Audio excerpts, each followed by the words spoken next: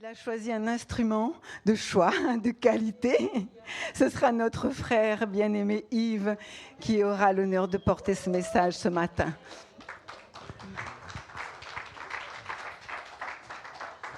Est-ce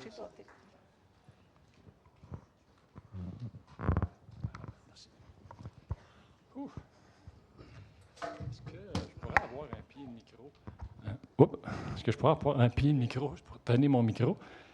Je pense que je vais être mieux les mains libres. Oups. Bon matin tout le monde. Alléluia. Merci.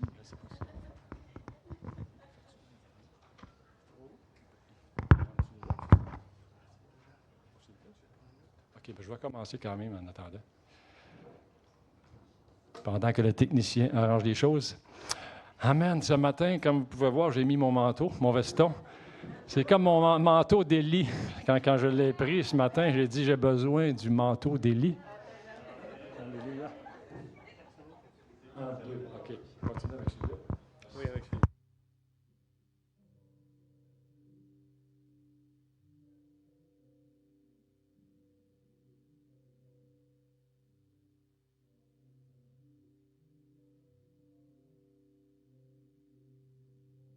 Amen.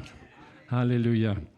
Puis, je veux juste vous dire aussi que quand j'ai accepté le Seigneur, ça fait longtemps, les hommes, on avait toujours des vestons. Cravate, veston, tout bien habillé. Puis, on venait à l'église, puis on était fiers d'être bien habillés. Très, très bien habillés. C'était notre fierté. On a hérité ça, je pense, de notre ancienne dénomination, de notre culture. Mais je ne dis pas que c'est correct d'être plus à l'aise aujourd'hui. J'ai absolument rien contre les vêtements décontractés. Amen. Je voulais remercier les pasteurs. Je sais qu'ils sont en vacances. Je ne sais pas s'ils nous voient. Je ne pense pas qu'ils nous voient en direct. Mais ils vont avoir le message sûrement. Je veux remercier les pasteurs de la confiance qu'ils nous font. Ils nous ont proposé d'apporter le message à moi et mon épouse, un ou l'autre, même les deux en même temps, mais là, les deux en même temps, c'est compliqué un peu, fait qu'il fallait qu'on fasse un choix. C'est moi qui ai été choisi, par la grâce de Dieu. La prochaine fois, peut-être, ça va être mon épouse est capable aussi. Alléluia. Et puis, quand les pasteurs nous ont offert ça, ils ont dit, prêchez que c'est que vous avez sur le cœur. C'est ça qui est le plus important, mais on aimerait ça vous parliez d'évangélisation. OK, on va mettre ça en prière. Et puis, j'ai mis ça en prière, puis très vite, le Seigneur m'a mis à cœur justement de parler d'évangélisation. C'est notre ministère, par la force des choses, on peut dire. Là. On ne se sent pas des évangélistes, mais on nous appelle évangélistes. Je pense que tout le monde, on est des évangélistes. Alors, mon message, c'est sur l'évangélisation. Bon, j'essaie d'ajuster les affaires. Puis, en intro, j'aimerais dire, quand on parle d'évangélisation, ça fait peur un peu parce que des fois, on se sent un peu condamné, puis on sent qu'il y a une pression. C'est pas facile, évangéliser. Puis des fois, on sent, ah non, ça va me condamner, ce message-là. Puis c'est pas du tout mon but de condamner. Puis d'ailleurs, l'évangélisation, c'est vraiment large. Je suis sûr que la majorité d'entre vous, vous évangélisez. Au travail, quand vous parlez de Jésus, vous évangélisez. À la maison, avec les voisins et tout ça. On évangélise tous. Et nous autres, on va dans la rue, c'est un peu plus audacieux. C'est juste une autre forme d'évangélisation. Et ce matin, mon but, c'est de juste vous donner la passion pour partager notre foi. C'est vraiment le cœur de Dieu de partager qu'est-ce qu'il a fait pour nous. Et si je peux juste vous emmener un peu cette passion-là pour les hommes, je vais être vraiment content. Je ne parlerai pas de théologie. Je ne suis pas un grand théologien. Je vais parler de nos expériences. OK? Avec mon épouse et moi, avec d'autres personnes. Puis je vais donner des exemples des fois. Avec des exemples, c'est facile à comprendre. On va aller dans Marc, chapitre 16. Marc 16, 15. Un passage que vous connaissez tous. Puis, il leur dit, « Allez par tout le monde et prêchez la bonne nouvelle à toute la création. » Ça, c'est pas facultatif, c'est vraiment un commandement que le Seigneur nous a donné.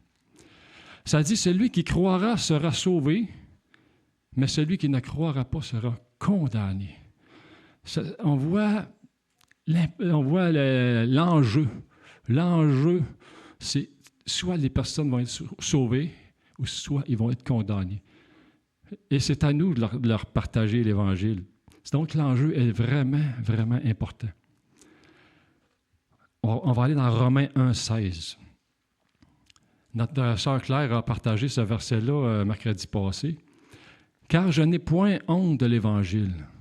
C'est la puissance de Dieu pour le salut de quiconque croit. » Comme la sœur a partagé mercredi passé à la soirée de prière, lorsqu'on... Je parle de chronomètre, j'avais oublié.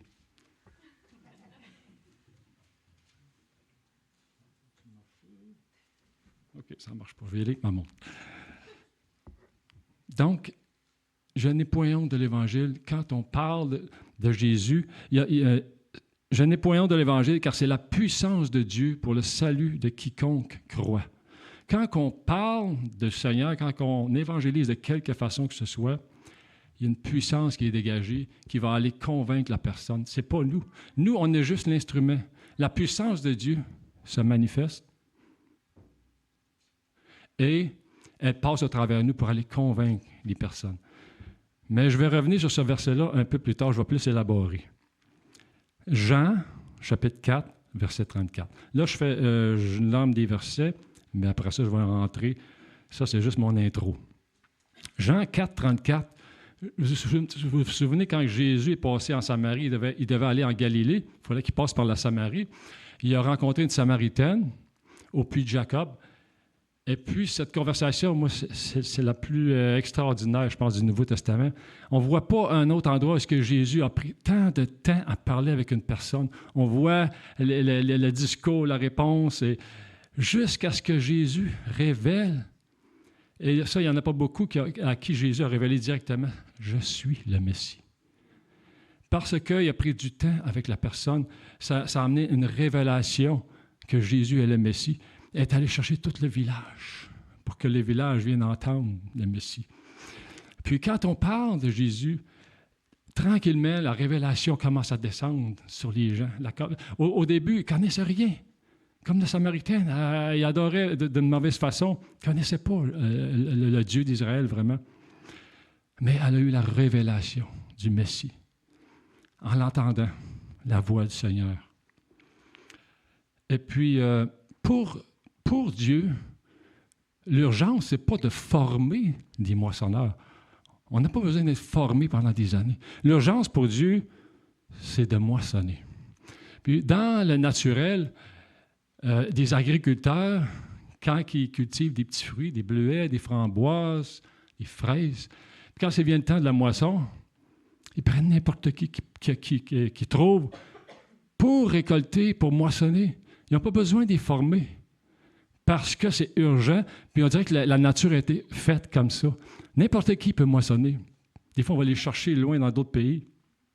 Puis dans le spirituel, c'est la même chose. On n'a pas besoin de grandes formations. La preuve, c'est quand on vient au Seigneur. Moi, quand je suis venu au Seigneur, là, tout de suite, j'ai commencé à partager ma foi naturellement. Puis, j'avais aucune instruction, là. Puis, je pense qu'on a tous passé par là. Mais ça vient, ça grandit, on devient plus raffiné dans notre façon de témoigner l'Évangile. La fin de mon introduction. Il y a 2 buts majeurs dans la vie chrétienne. Moi, je divise la vie chrétienne en 2 buts majeurs. On pourrait élaborer et dire qu'il y a plusieurs buts, mais moi, je les résumerais en 2. Le premier but du chrétien, de la vie chrétienne, c'est la sanctification. Quand on vient au Seigneur, le Seigneur nous prend dans la boue, on est tout sale. Il nous lave, puis il nous forme. Il prend la vase, puis il nous forme. Il nous forme pour former un vase d'honneur. Mais ce vase-là, il ne se laisse pas tout le temps former. Il a besoin de reprendre ce vase-là, de le reformer. Ça prend des années. Mais c'est le but premier de la vie chrétienne, c'est la sanctification. Rappelez-vous Hébreux 12 qui dit sans la paix, rechercher la paix et la sanctification. La rechercher, ça veut dire qu'il faut vraiment travailler à la sanctification. Puis ça dit, sans la sanctification, personne ne verra le Seigneur. Vraiment, c'est le premier but de la vie chrétienne, c'est travailler à notre sanctification. Ça, c'est le Saint-Esprit qui le fait, c'est pas nous. Mais il faut se laisser former. Deuxième but, c'est l'évangélisation. Si le Seigneur, théoriquement, quand on vient au Seigneur, si je peux dire ça, on pourrait être enlevé tout de suite parce qu'on est réconcilié avec le Père. Nos péchés sont pardonnés, on est réconcilié. Dieu pourrait nous enlever, mais il ne nous a pas enlevés. Pourquoi? Parce qu'on a une mission à accomplir. Il faut qu'on partage notre foi. C'est notre rôle. Dieu nous a confié les âmes. Imaginez, c'est toute une responsabilité. Il nous a confié le salut des âmes. Nous autres, on prêche, mais lui agit. Alors, l'évangélisation, mais comme je dis, de toutes les façons qu'il soit. Je n'ai pas parlé aussi d'Internet, les médias sociaux. Je suis sûr que la plupart de nous, on évangélise beaucoup de cette façon-là aussi. Toutes les façons sont bonnes. Bon, là, j'entre dans mon sujet. Comprendre les principes de l'évangélisation. Ça va être un petit cours, OK? Pour nous aider à partager notre foi. Premier point, si on veut vraiment être quelqu'un qui témoigne, être motivé par la grande commission. Comme je l'ai lu tantôt, Marc 16, 15, quand on lit ce verset-là, on voit c'est une urgence. C'est un commandement. Ça devrait nous motiver. C'est notre motivation première, ça. Deuxièmement, vous dites peut-être, oui, la parole dit qu'il faut évangéliser, blablabla, mais moi, je n'ai pas de compassion, je ne suis pas capable. Il me semble que je ne le sens pas. Deuxième point, demander la compassion. Ça, là, la compassion, ce n'est pas naturel. Parce que nous autres, même des chrétiens, on est égoïstes. On pense à nous autres. On vient pour recevoir. Souvent, on vient à l'Église, on veut recevoir. Puis c'est le naturel de l'homme. On a besoin de briser ça, puis demander la compassion. Puis je peux vous assurer, quand on demande la compassion, puis qu'on la demande jusqu'à temps qu'on la reçoive, le Seigneur va nous la donner, parce que le Seigneur est fidèle. Ça dit dans Matthieu, chapitre 11, 12, Matthieu 11, 12, le royaume depuis l'époque, je le cite de mémoire, OK, il est là-bas. Depuis le temps de Jean-Baptiste jusqu'à présent, le royaume des cieux est forcé. Et ce sont les violents qui s'en emparent. Ça ne parle pas du salut. Parce que le salut, c'est gratuit. On n'a pas fait d'effort. On s'est repenti. On a reçu Saint-Esprit. On a été sauvés. Mais les promesses, les victoires, les délivrances, ça s'acquiert par violence, par la foi. Il faut forcer le royaume de Dieu. Se faire violence. C'est comme ça qu'on avance dans la vie chrétienne. Il ne faut pas s'attendre à ce que quelqu'un d'autre le fasse pour nous. Malgré que, oui, des fois, on a besoin d'aide et tout ça, mais les promesses, les victoires, les délivrances, il faut aller les chercher. Puis ça, il faut aller chercher. La compassion, il faut aller la chercher, la demander à Dieu. Point numéro 3. Quand on témoigne, il faut témoigner avec le cœur. Pas avec des versets. Essayez pas de témoigner avec des versets, ça ne marche pas. Moi, j'ai essayé. Mais expliquer simplement. On peut dire l'esprit du verset sans réciter le verset. Mais en tout cas, c'est ça que je veux dire. Il faut témoigner avec le cœur, être capable de simplifier les Écritures. Je vais donner des exemples tantôt. Ne jamais condamner. Jamais condamner. Quand la personne est réticente ou à de l'opposition, quoi que ce soit, arrêtez. C'est pas le temps encore, tout simplement. Peut-être plus tard, ça sera le temps. 4e point. Le proverbe 11:30 dit « Celui qui gagne des âmes est sage. » 4e point. Il faut tirer instruction de nos rencontres. Tu sais, quand on témoigne, puis là, à un moment donné, on pogne un mur, comme on dit, on ne sait plus quoi dire. ben on est mieux de rien dire dans ce temps-là, pour que de dire n'importe quoi. Mais, moi, quand ça m'arrive, je garde ça ici, là, puis le soir, quand j'arrive chez lui, je m'assois devant le Seigneur, puis je dis, Seigneur, j'ai été bloqué quand j'ai témoigné à cette personne-là, par exemple. Qu'est-ce que toi, t'aurais dit à ma place? Vraiment, là, Seigneur, qu'est-ce que tu dirais, toi? Pouf! En tout cas, c'est tout le temps instantané. Le Saint-Esprit me révèle la parole que j'aurais dû dire pour que la prochaine fois, je puisse le savoir. Pas pour planter la personne, mais vraiment pour avoir la parole, un esprit de sagesse. Puis ça se cultive. Témoigner, c'est quelque chose qui... C'est comme un métier. Tu deviens meilleur en pratiquant. 5e point. Les personnes en fin de vie sont ouvertes. Moi, j'ai réalisé ça, jeune chrétien, mais j'ai eu des opportunités, des opportunités, ce que je ne m'attendais pas. Des personnes en fin de vie, j'ai emmené beaucoup de personnes en fin de vie, je les ai amenées au Seigneur par la grâce de Dieu. J'ai une facilité pour ça. Puis les personnes qui sont en fin de vie, qui leur en reste pas longtemps à vivre, c'est comme j'ai dit, ils sont ouvertes. Il n'y a plus de masque. Parce que tout le superficiel, là, pour eux autres, c'est peu important. Puis, eux autres, ils aiment ça qu'on dise la vérité. Ah oui, ça va bien aller, Roger, tu vas voir la lumière, tu sais, des histoires là, que tout le monde raconte, puis tout ça. Mais ça ne les réconforte pas, puis c'est pas la vérité.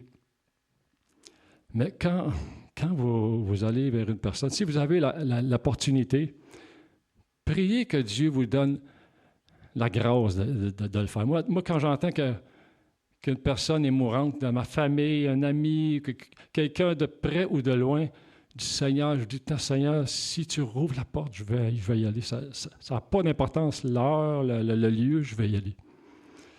Et le Seigneur m'a ouvert beaucoup de portes comme ça.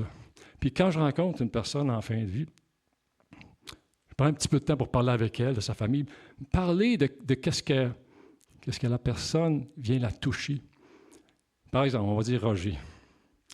Je dis, Roger, tu as eu une belle vie, tu as eu des beaux enfants, une belle famille. Hein? Puis là, combien il te reste de temps? Bon, il va dire 2-3 semaines. Tu as eu une belle vie, mais là, c'est rendu proche de la fin. Es-tu prête à faire le grand saut de l'autre bord? Sans sortir de théologie.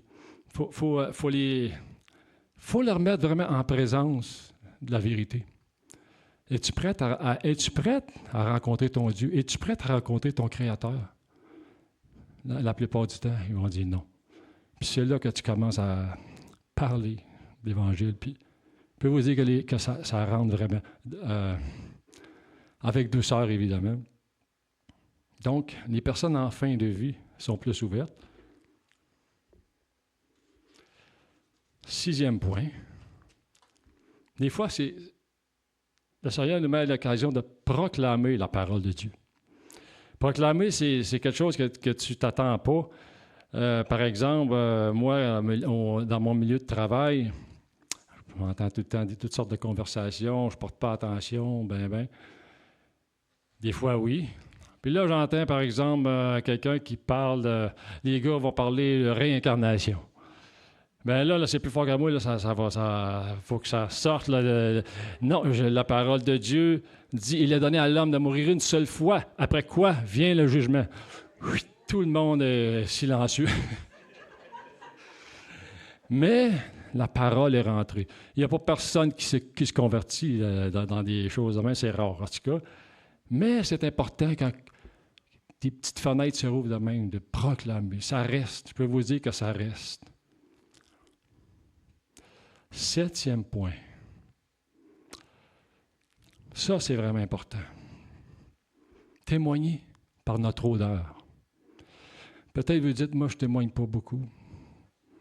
Mais si vous avez l'odeur de Christ en vous, vous êtes un témoin. Je peux vous le dire. 2 Corinthiens, chapitre 2, 14, je vais le citer de mémoire, ça dit que nous sommes le parfum de Christ. Nous portons l'odeur de Christ en nous. Et ça, je peux vous dire que c'est tout un témoignage. Au travail encore, à un moment donné, j'ai pas eu beaucoup de chrétiens qui ont travaillé avec moi. À un moment donné, il y a un chrétien qui est arrivé, qui a donné ça, qui a commencé à travailler avec nous autres. Il était différent des autres. On est devenus amis très vite, c'est sûr, mais c'était vraiment quelqu'un de pieux. Il lisait sa Bible à l'heure du lunch, faisait sa prière tout le temps avant de manger. Il parlait jamais d'obscénité. Il ne se mêlait pas trop aux mauvaises conversations. Quand il entrait dans la cantine, les mauvais propos, il arrêtait. Les blasphèmes, ça arrêtait. C'était vraiment... Moi, j'étais là comme observateur. Les gens sont habitués à moi. Ça fait des années que je suis là. Ils n'en font plus trop de cas. Mais il y a un nouveau chrétien qui arrive là. Il y avait vraiment l'odeur de Christ en lui. Moi, là, ça m'a parlé beaucoup. Puis les gens ne disaient pas de mal de lui parce que c'était un gars extrêmement travaillant, extrêmement efficace. Il n'a pas travaillé longtemps, mais c'est juste qu'il a été un témoignage. Notre odeur parle dans tous les domaines. Au travail, c'est important d'être fidèle dans notre travail, d'être loyal. Point numéro 8.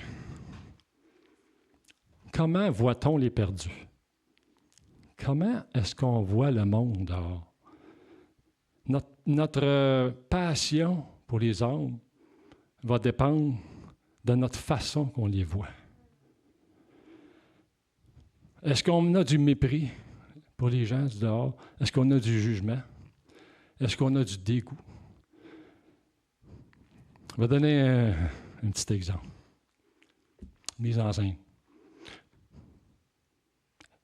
Roger, tu as vu la madame qui est là? Elle est donc bien décolletée. Arrête de regarder, là. Tu as vu le monsieur là-bas? Il est tatoué, la tête aux pieds. J'en reviens pas, les jeunes. Qu'est-ce qu'ils font avec leur corps? Ça n'arrête pas de sacrer, ces gens-là. Moi, je suis plus capable d'endurer ça. Viens, Roger, on s'en va à l'église.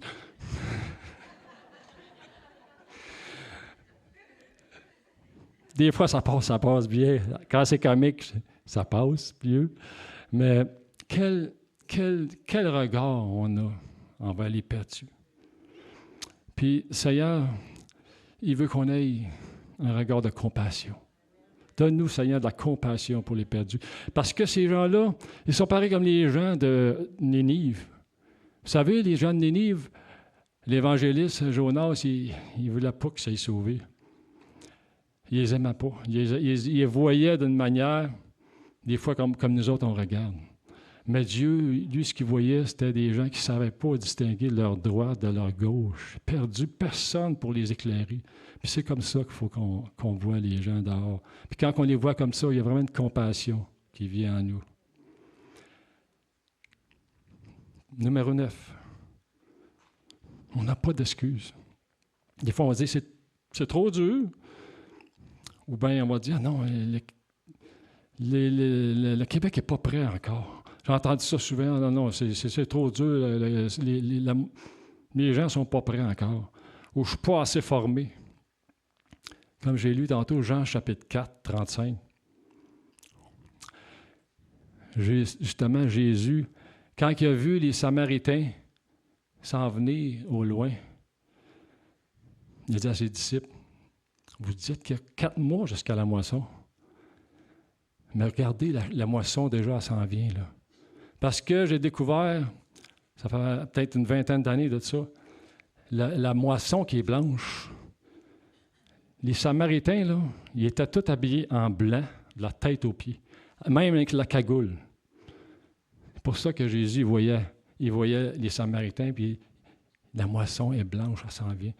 Puis les disciples, eux autres, ils trouvaient que ce n'était pas le temps encore. Non. Aujourd'hui, c'est le temps de la moisson. Puis les gens sont ouverts. OK, mon dernier point pour ce sujet-là.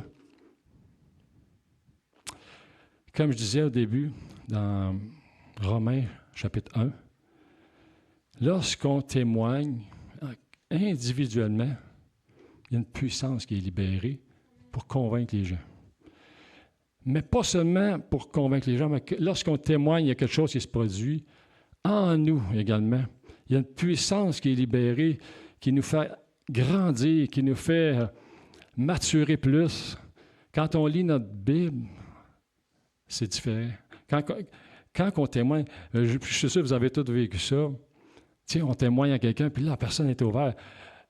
Ah, ça nous booste. Ça nous booste. Il y a vraiment une puissance de Dieu qui est libérée quand on témoigne individuellement, mais collectivement aussi. Quand une Église se met à témoigner, collectivement, il y a une puissance qui est libérée, qui va faire en sorte que ça va attirer les nouveaux à l'Église. Quand une Église se met à avoir soif des âmes perdues, à vouloir témoigner, à vouloir s'occuper des nouveaux, il y a une puissance qui est libérée.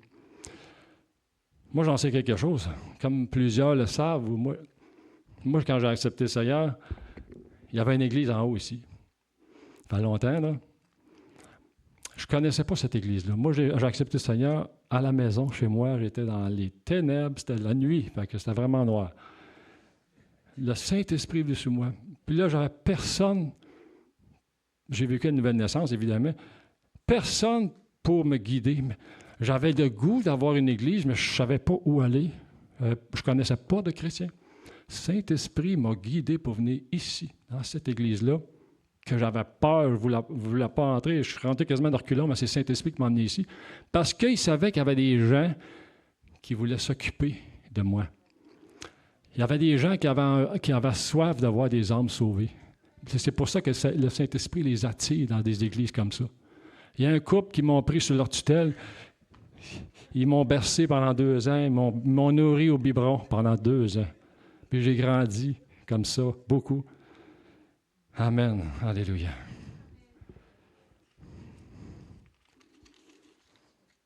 J'aimerais ça vous parler. Je vais faire un petit cours d'histoire. Ici, il y a beaucoup de gens issus de l'immigration. Puis j'aimerais ça vous faire un petit cours d'histoire sur le Québec. Très rapide. C'est important de connaître le milieu dans lequel on est. Si on veut témoigner en Afrique, c'est une manière. Si on veut témoigner en Amérique latine, c'est une autre manière. Mais ici, c'est différent. C'est juste différent. Les gens ont autant soif, mais c'est juste différent. Ici, la société québécoise, ma façon de la décrire, là, les Québécois, ils vivent pareil comme au temps des juges. Vous lirez le livre des juges, là, on voit souvent cette expression-là. Chacun faisait ce qui lui semblait bon. C'est ça le Québec. Chacun fait ce qui lui semble bon parce que le Québec c'est complètement vidé de toutes ses assises chrétiennes, toutes ses bases de la vie chrétienne. En rejetant la religion, ils ont rejeté aussi tous les principes du christianisme, la loyauté, la bonté, la fidélité, etc. Et c'est ce que ça donne, n'importe quoi. L'avortement qui est rentré dans la société, la mort dans la dignité, c'est du suicide en fait. Les esprits contre nature qui sont rentrés dans notre société, c'est une aberration dans nos écoles. Les Québécois sont idolâtres, très idolâtres, matérialistes. On aime les voyages, c'est quasiment c'est un idole. Le hockey. Les Québécois, on est idolâtres parce qu'on ne connaît pas d'autre chose. Les Québécois ne sont pas convictionnels. Ils n'ont pas de conviction profonde. Là, je dis en général, c'est pas tout le monde, là, mais en général, je peux dire que les Québécois, ils ont des convictions vacillantes, mais ils sont très émotionnels. Ils vont changer d'idée facilement. Puis ça, c'est un avantage. Quand on témoigne à un Québécois, c'est facile de faire changer d'idée. Je vais donner un exemple. Hey, bonjour, Monsieur Roger. Est-ce que vous êtes croyant? Oh, non, moi, j'ai rejeté la religion. Puis non, moi, je ne crois plus en rien, puis tout ça. Oh, c'est tellement dommage. J'avais un beau évangile de Jean à vous donner, là. C'est la plus belle histoire du monde. Ça a changé ma vie. C'est l'histoire de Jésus, qu'est-ce qu'il a fait pour l'humanité. la bonté qu'il a eue envers nous, le sacrifice qu'il a fait pour nous sauver. Ah, ben moi, je vais à la messe, là. Je prie tous les jours. Il a changé d'idée. Ah, ben votre évangile, je vais le prendre. C'est facile de faire changer d'idée un Québécois. Ça, c'est un avantage, parce qu'ils sont très émotifs. Parce que, ayant un passé très, très religieux qui a dominé la vie, c'est la religion qui dictait quoi faire, quoi ne pas faire.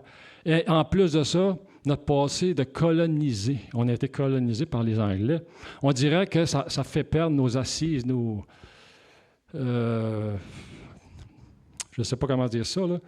Ça fait perdre nos convictions, nos assises, nos fondements, nos racines, c'est ça. Alors, prenez ça comme un avantage. Et puis, au Québec, vous savez, on a rejeté la religion, Dieu, puis tout ça. Puis la nature ayant horreur du vide, eh bien, ça n'a pas été long que des esprits impurs de toutes sortes ont pris la place au Québec. Puis dans les hautes sphères, dans les sphères d'influence, là, on retrouve très, très peu de chrétiens, mais beaucoup d'athéistes. On trouve un profond antichrist. C'est plate à dire, mais je vous dis la vérité. Mais ce n'est pas pour dénigrer. Vous allez voir pourquoi je vous dis tout ça. C'est important. Alors, il y a vraiment quelque chose un sentiment, un esprit d'antichrist au Québec. Vous entendrez jamais le nom de Jésus à la télévision, dans les médias, par les politiciens. Ils ne sont pas capables de dire ce nom-là. Satan a vraiment pris le contrôle des sphères d'influence. Une petite partie de gens influents contrôle une grande partie de gens en bas. Il y a des choses qui se passent dans notre société que les gens n'en veulent pas de ça, comme j'ai parlé tantôt. Mais c'est là. C'est le diable qui a amené tout ça par en haut, puis ça se répand jusqu'en bas. Mais il y a de l'espoir. Alléluia. J'appuie tout par celui qui m'a fortifié. Alléluia. J'aimerais vous parler du portrait des églises évangéliques au Québec aussi. C'est important de connaître les églises. Les églises évangéliques au Québec, c'est pas compliqué. Moi, je divise ça en deux. Il y a les églises spirituelles, puis il y a les églises religieuses.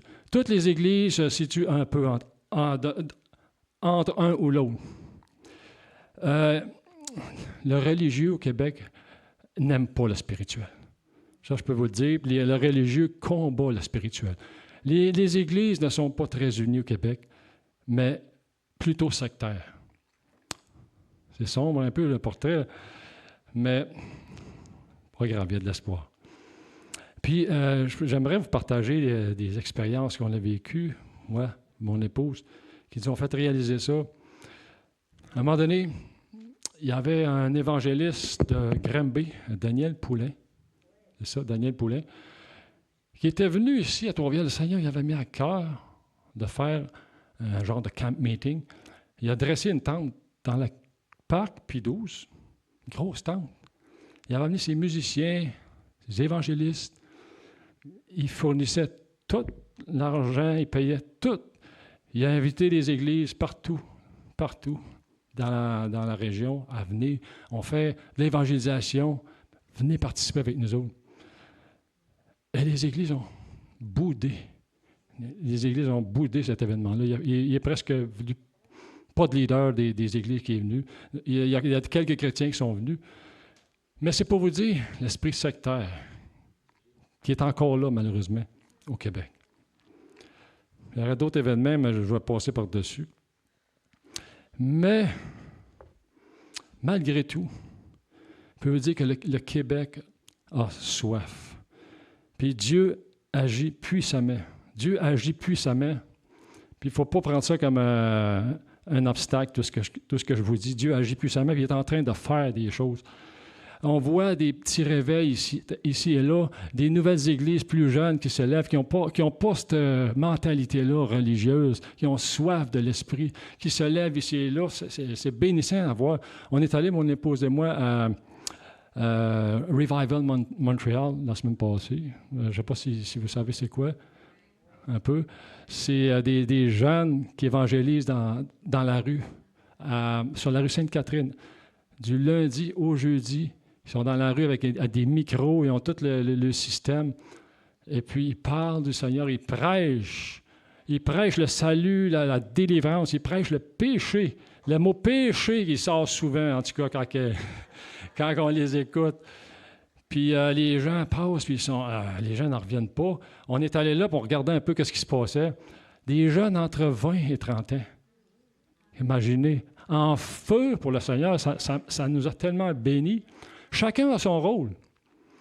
Il y en a qui prêchent, il y en a qui interprètent, il y en a qui font la musique, il y en a qui interrogent les gens, il y en a qui arrêtent les personnes pour leur parler de qu'est-ce qu'ils font là. Les gens posent des questions.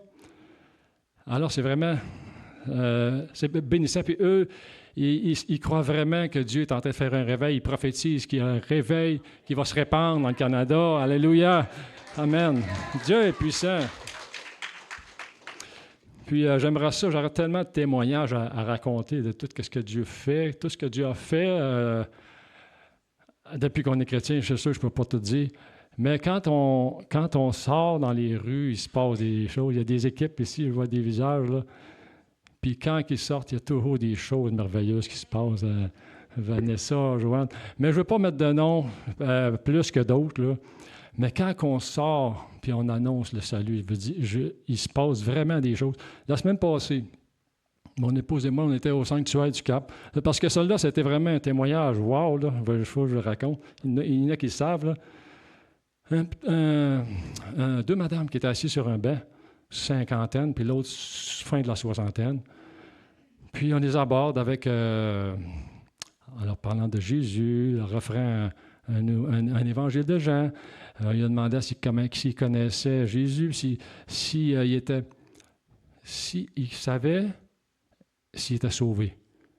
Est-ce que vous croyez que vous avez si vous mourrez, vous allez au ciel? Ça, c'était une question un peu piège, là. Mais les deux dames disent non, on ne sait pas en tout. On ne sait pas du tout, même si c'était des deux dames pieuses. Et puis, on les a conduits tranquillement au salut. Ils nous ont permis qu'on s'assoie avec eux. Ils étaient comme en sandwich, mon épouse d'un bord, moi de l'autre. On a fait la prière avec eux autres, mais vraiment, là, une prière là, profonde. Il faut vraiment s'assurer qu'ils ont compris que c'est rentré. Et les deux dames pleuraient à la fin, vraiment touchées. Puis ils ne savaient pas ce qui se passait. C'est le Saint-Esprit qui était en train d'agir en vous. Le Saint-Esprit, c'est ça qu'il veut venir faire. Il veut venir habiter en vous. Puis après ça, une dame, j'avais témoigné de mes angoisses dans le passé. Une dame qui a dit à mon épouse, la plus âgée, « Moi, j'ai des angoisses tout le temps. » Mon épouse a dit, « On va prier pour vous. » On impose des mains. La madame, elle sent une chaleur, un étourdissement, là. Elle a eu une délivrance, vraiment, de ses angoisses, là. Là, je ne sais pas si... Là, j'oublie des bouts, là, mon épouse a le contraire avec moi, là. Stéphanie. Puis l'autre, Stéphanie, Hélène, la plus âgée, qui vient de recevoir une délivrance, le salut. Elle dit, moi, j'aimerais ça vous prier à cette heure pour Stéphanie. L'autre madame qui est avec elle. Parce qu'elle a bien mal au dos. C'est un mal consistant, puis il faut qu'elle se fasse opérer dans une semaine. Elle a peur de ça. Isabelle a dit, on va prier pour elle. On met les mains sur le dos, puis on prie. Puis, en tout cas, elle en shakeait quasiment, là. Elle pleurait, elle était touchée, puis c'est quoi qu'elle a dit, là? Je vais laisser mon épouse le dire. Le micro? L'autre micro? Allô?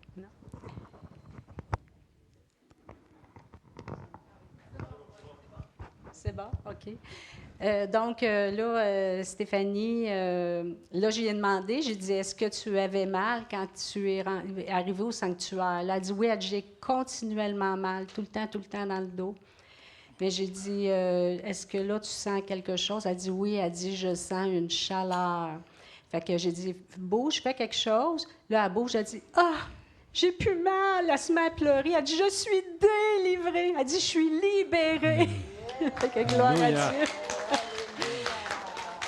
Puis il avait tellement soif quand on leur parlait du Seigneur, on le sentait qu'il était prêt. Puis c'est pour ça qu'on lui a offert de faire la prière de repentance, du salut avec.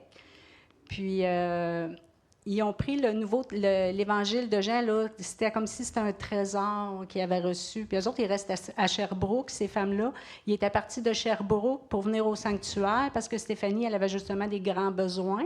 Puis Hélène, c'est sa voisine. Puis elle dit, viens Stéphanie, on va aller au sanctuaire aujourd'hui, il fait beau. Puis c'est là. Puis là, elle dit, Hélène, elle était croyante, mais pas née de nouveau. Mais tu sais, elle était quand même à croire en Dieu. Puis elle avait demandé, elle dit, j'ai prié Dieu avant de partir, Seigneur, viens à notre secours, viens nous aider, on a besoin de toi. Bien, j'ai dit, voyez-vous, j'ai dit, le Seigneur a répondu à votre prière aujourd'hui. Mon épouse est plus détailleuse que moi, puis c'est tant mieux parce que des fois, je vis des témoignages, je les raconte tout de suite pour qu'elle puisse le raconter à d'autres après parce que je l'oublie. Alléluia. OK. Alors, je pourrais parler d'un autre monsieur, une semaine avant, on avait rencontré dans un parc pas loin aussi. Soif de Dieu. On lui a donné un évangile, il en pleurait. Il ne savait pas, il n'avait jamais entendu qu'il fallait se repentir de nos péchés, que cet esprit, il veut prendre sa place dans nos cœurs. On lui a donné ce livre-là, l'Évangile de Jean. Il était tellement touché, c'était comme un trésor. Il dit, j'ai hâte de le lire, d'aller chez moi et de le lire. On l'a invité à faire la prière qu'elle allait à la fin, et l'engagement aussi avec le Seigneur. C'est des choses comme ça qu'on vit, pas tout le temps, mais souvent. Oui, c'est un vieux, personne âgée. Amen. Amen. OK, j'aimerais vous partager aussi quelque chose. Amen, alléluia. Moi, comme j'ai dit, j'ai déjà été ici en haut, à l'Église. Puis, moi, j'ai été dans une association d'hommes d'affaires pendant plusieurs années, les hommes d'affaires du plein évangile. Ça, c'est un mouvement mondial que Dieu a utilisé pour amener beaucoup de gens au Seigneur. Et qu'est-ce qu'on fait, les hommes d'affaires du plein évangile? On fait des repas dans des restaurants, puis on invite les gens à venir entendre un témoignage. C'est facile d'inviter des gens dans un restaurant. Il y a eu des multitudes de gens à travers le monde qui ont accepté le Seigneur au travers de ça. Puis, on fait des ralliements provinciaux, il y a des ralliements nationaux, des ralliements mondiaux. Puis, quand il y a des ralliements comme ça, il y a toujours des prophètes qui vont prophétiser. Et puis, j'en ai entendu des prophéties. Mais il y en a une qui m'avait vraiment particulièrement touché. Le prophète avait dit qu'il voyait un réveil s'en venir sur le Québec. Puis, il dit, le Seigneur va faire un réveil, puis il va commencer par le cœur du Québec. Puis peut-être que vous ne le savez pas, mais la Mauricie, là, avant, on appelait ça le cœur du Québec. Alléluia! Ah. Moi, c'est toujours resté là. Puis, j'en faisais pas de cas, là. Mais là, je peux vous dire que pour moi, c'est vraiment symbolique puis hautement prophétique d'être ici, dans ce lieu. J'ai connu là, puis là, je connais là. Puis là, je vois, ici, là, on est dans le centre du Québec, dans le centre-ville de Trois-Rivières également. Dieu va utiliser cette assemblée puissamment. Amen. Alléluia. OK. Mon message achève. Alléluia. Merci, Seigneur.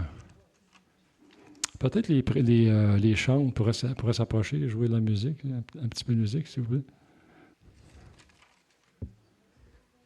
Alléluia. J'aimerais dire aussi, tu sais, on parle que Dieu agit en dehors de l'Église, mais Dieu, on dirait que quand on dit ça, peut-être dans vos pensées, vous dites, ouais, mais Dieu n'agit pas tant que ça dans l'Église. On dirait, pourquoi que Dieu agit plus en dehors? Il y a une raison. En dehors, Dieu veut vraiment manifester sa gloire aux gens qui ne le connaissent pas.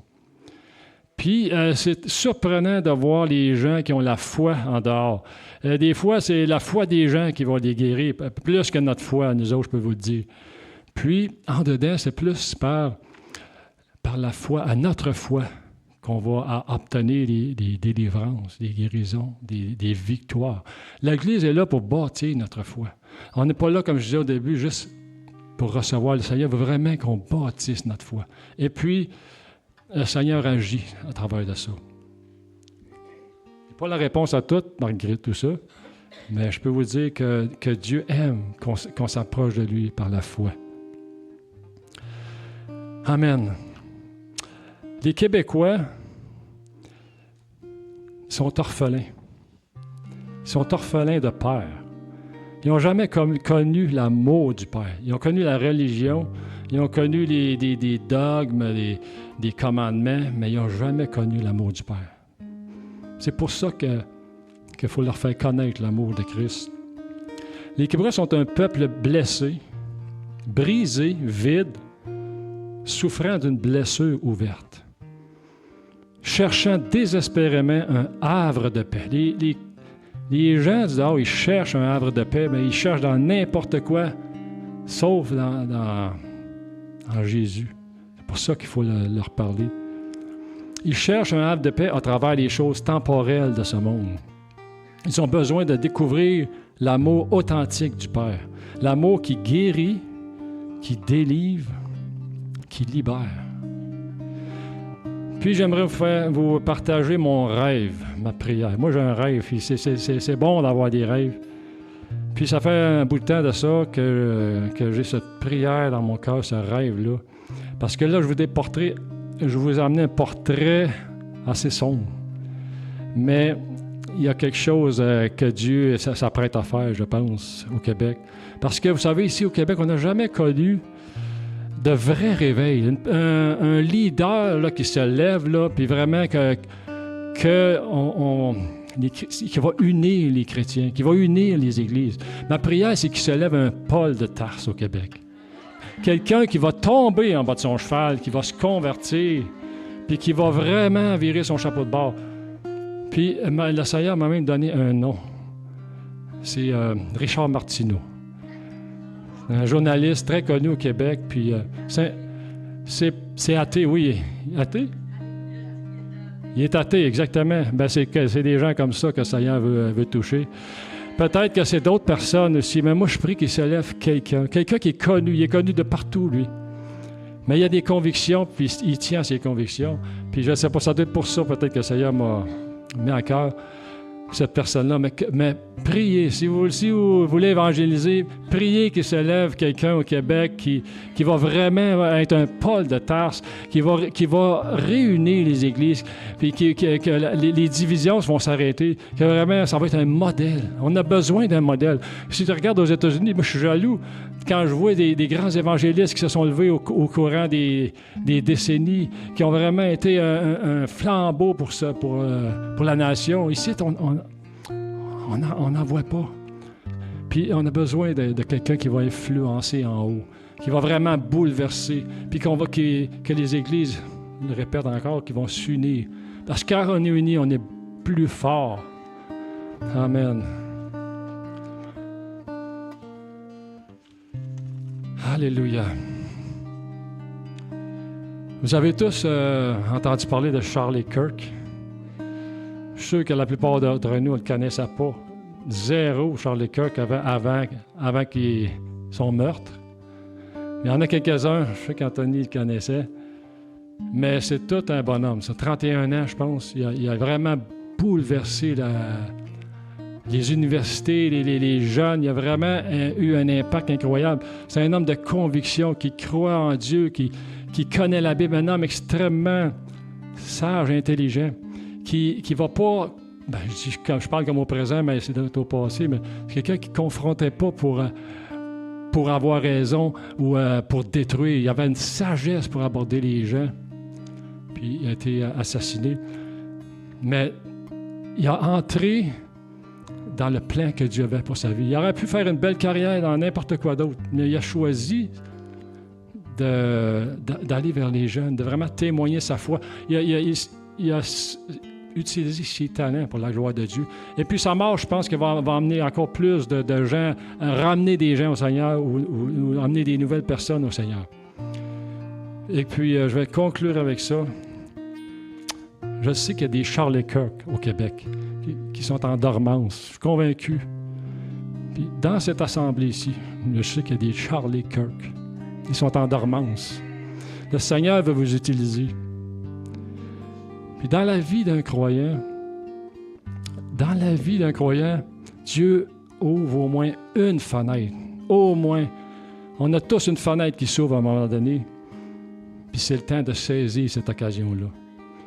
Puis moi, je ne sais pas si c'est prophétique, ce que je dis, mais Dieu va ouvrir des fenêtres. Il saisit, on est dans la fin des temps. La fin est proche. Il faut qu'on soit une influence pour notre société.